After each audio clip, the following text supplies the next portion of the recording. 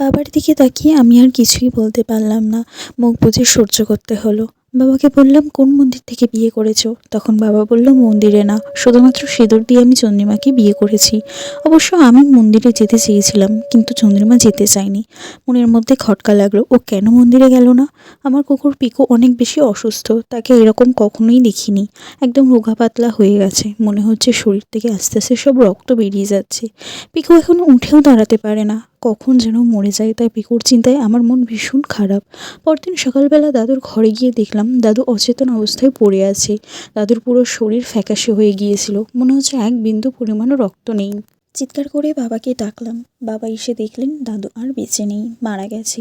এরপর তান্ত্রিককে বাড়িতে ডেকে আনা হলো। তান্ত্রিককে দেখে চন্দ্রিমা ভয়ে কাঁপছিল। এদিকে তান্ত্রিকও কিছু একটা বুঝতে পেরে তাড়াতাড়ি বেরিয়ে গেল, আমাদেরকে বললেও না সে কী এমন দেখেছে যে ভয় পেয়েছে।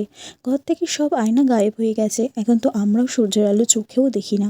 এত এত আয়না কোথায় গেল? চন্দ্রিমাকে গিয়ে জিজ্ঞেস করাতে ও বলল, ঘরে আয়না রাখা ভালো না, তাই সব আয়না আমি ফেলে দিয়েছি। আপনার সাহস তো কম না, এ বাড়িতে আসতে না আসতে বাহাদুরি শুরু করে দিয়েছেন। এ বাড়িতে একটা আয়নাও নেই, আমি আমার চুল ছাড়তে পারছি না। সাবধানে কথা বলো পূজা, আমি যে কোনো সে মেয়ে নই, আমি এ বাড়ির বউ, তাই আমার যা ইচ্ছে আমি তাই করব, তুমি আমার কাছে হস্তক্ষেপ করতে আসবে না।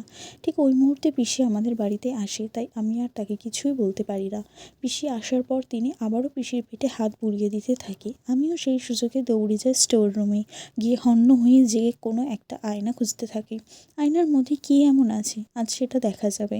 অবশেষে একটা পুরনো বক্সের ভেতরে আমি একটা ছোট্ট একটি আয়না খুঁজে পেলাম। দৌড়ে গেলাম পিসির ঘরে, সামনে গিয়ে এমনভাবে বসলাম যেন আয়নাতে চন্দ্রিমার মুখটা দেখতে পারি। আয়না বের করে আমি চন্দ্রিমার মুখ দেখে অবাক। আমার পায়ের নিচ থেকে যেন মাটি সরে গেল। এটা কি? আমি এটা কি দেখছি? এটা চন্দ্রিমা না, কি বিচ্ছিরি চেহারা! এটা তো একটা পেতনি। এর চোখের মণি কোথায়? হাতের নখগুলো এত বড় বড়, ভয়ে বুকটা ধকধক করছে। আমি তখন পিসি আর চন্দ্রিমাকে বললাম, আমার দরকারি একটা নোটস নিতে যেতে হবে এক্ষুনি, আমি গিয়ে আনছি। তখনই পিসি আমাকে বলল, সাবধানে যাস। চন্দ্রিমা কিছুই বলল না। আমি দৌড়ে গেলাম সেই তান্ত্রিকের বাড়িতে। তান্ত্রিককে গিয়ে সব গুছিয়ে বললাম। তিনি তখন যা বলল তা শুনে আমার পায়ের নিচ থেকে মাটি সরে গেল। তোমার ঘরে এখন যে আছে সে কোনো মানুষ না, বরং সে একজন ডাইনি। এই ডাইনি মূলত মানুষের রক্ত খেয়ে বেঁচে থাকে। যত রক্ত পান করবে সে ততই সুন্দরী হতে থাকবে।